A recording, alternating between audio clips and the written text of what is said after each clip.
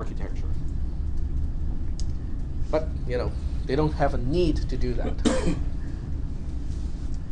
In fact, it is not the hardware manufacturer that will tell Microsoft what to do. It is quite the opposite.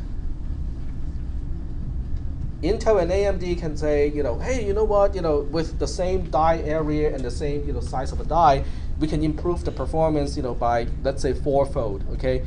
And go to Microsoft and say, but you know what, you guys have to you have to support a new architecture. Microsoft will come back and say, no, not going to do that, right? What do you think will happen when AMD and Intel decides to push the issue and say, we're going to make the new processor anyway? Microsoft will start making their own. Microsoft will then threaten and say, if you do this, we'll basically punish all the manufacturers of PCs, by jacking up the cost of Windows installation and stuff like that. Microsoft will find a way to pressure the hardware manufacturers so that they don't do something like that. Fries will come stock with Ubuntu.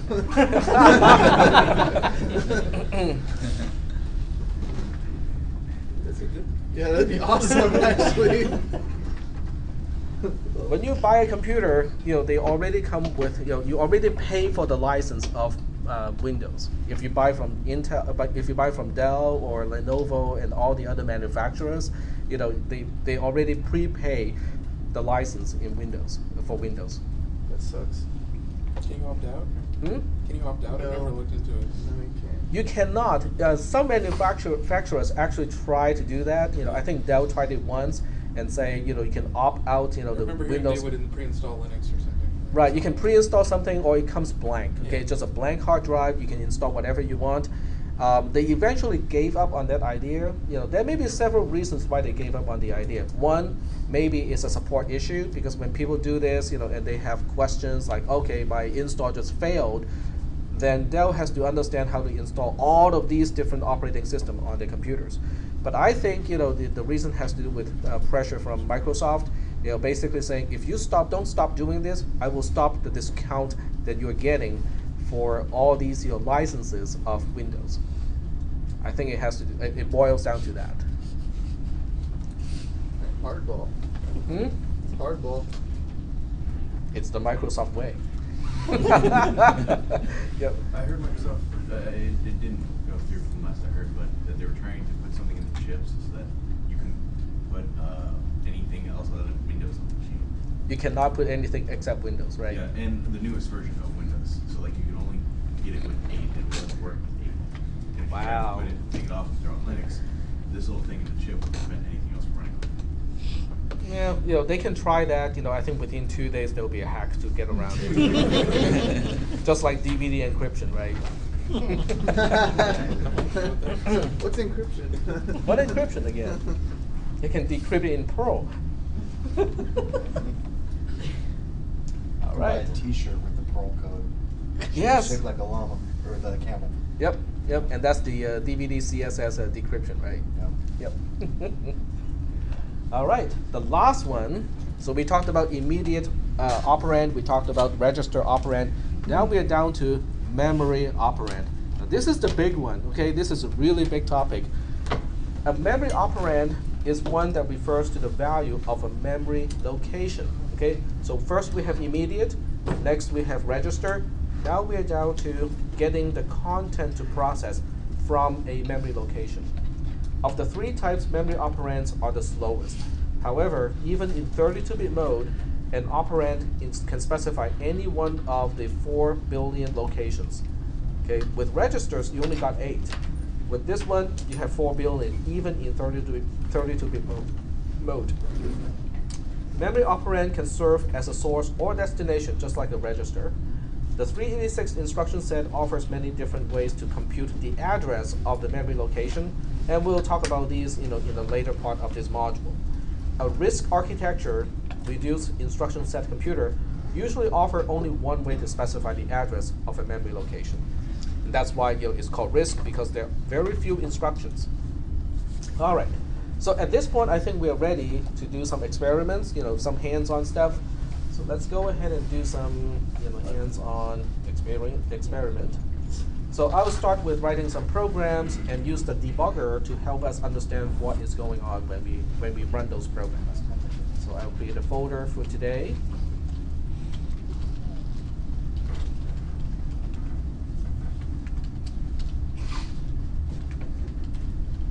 And we'll start with a simple program to specify one immediate operand and one register operand.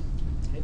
So we'll call this one IM for immediate and REG for register. And it has to have an extension of lowercase s. Unlike Windows, where the extension of a file is very important, in Linux it's kind of like it's more like a convention. Okay, you can make the extension .tac. Okay, as long as you specify .tac as in the assembler assembly command, it'll run just fine. Okay, but lowercase s is the convention for an assembly source code. All right, so we'll just go ahead and specify we are going to write in the .text section, where instructions are supposed to go. .global_start, which exports the label _start so that the linker knows where is the starting point of the entire program. _start : which is a label that marks the beginning of the whole program. We'll start with one instruction called no-op, okay, which is nothing more than a space filler. Okay, we need this because the debugger has problems debugging the very first instruction. So we need a filler so that the first instruction that we want to trace or we want to track down is not the first instruction. That's basically why we have a little spacer here. Then we specify move L as an instruction, which is move long. Long is 32-bit. We specify an immediate operand, which starts with a dollar symbol. Basically, and you can use anything after a dollar symbol. You can say 24 plus 3 times 16, and then the whole thing times 3. Okay, it doesn't matter. Whatever expression is after the dollar sign, it will be evaluated, and its value becomes the value of the immediate operand. And we'll copy this bit pattern to a particular register. I'll pick EAX here. Okay, EAX is one of the registers, and that's basically the code I want to track down. And just for just to illustrate that we can move from one register to another, we'll move from register EAX to register EBX, and then we'll terminate the execution of the program. For now, don't worry about why this is the exit code of a program. We'll explain that later on. Okay? So the most important part of this program, at least for the time being, are these 2 lines. The rest of the program is nothing more than just, okay, this program needs to be terminated. So here's our program, and then we'll assemble it first. Gstabs. This option gstabs, basically means I want to keep all the debug information. So in the debugger, I can actually refer to the source code. I can see which line of the source code I'm trying to debug in the debugger. -O specifies the name of the output file. Once again, the .o extension is a convention more than anything else. And the last one is the source file. The linking is okay. Do an ls, that shows me, that I have the object file here. In fact, what I can do here is to do an object dump, using the object file, and I will do a -d. Right. So here is the actual, opcode of the output.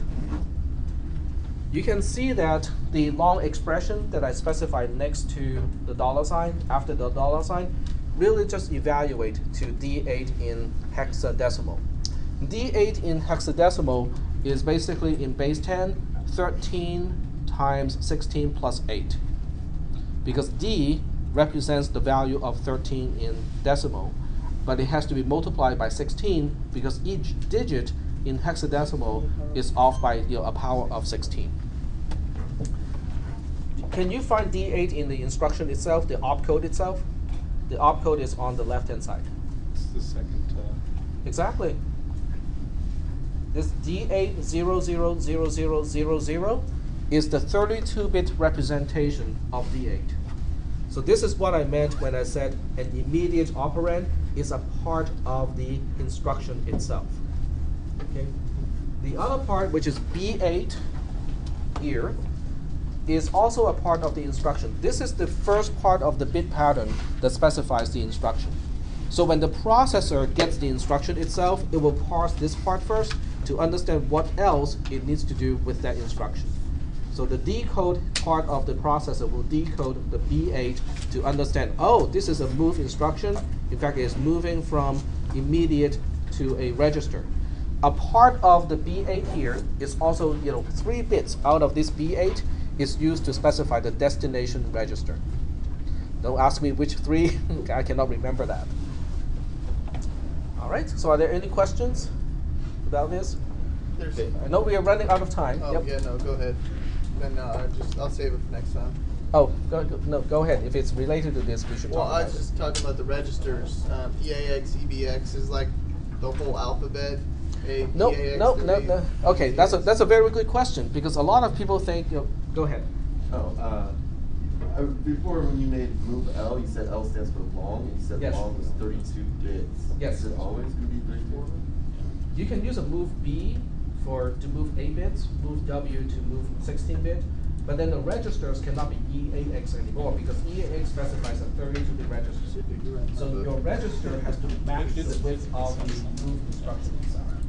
To answer your question, no, we have 4 registers: EAX, EBX, ECX, and EDX.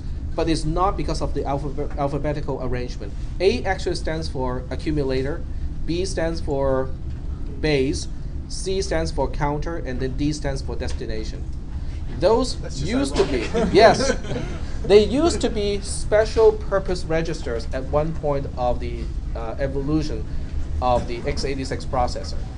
But at some point they became general purpose registers, and that's why people think that they are just sequential A, B, C, D, but in reality they are not general purpose registers. They all have specific meaning and for specific instructions.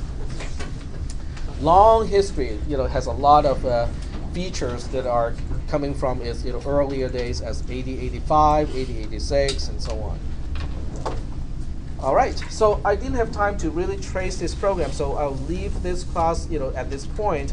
But for those of you who want to kind of experiment with this, you can go ahead and use the debugger and see if you can trace it and track down how the registers are getting changed. I'll see you guys on next Tuesday. Don't forget about the 2 homework assignments. I'll be in room 126 if you want to talk to me about the homework assignment and stuff like that. I have a question. Yep. When you write the program in assembly and make an executable file, Huh?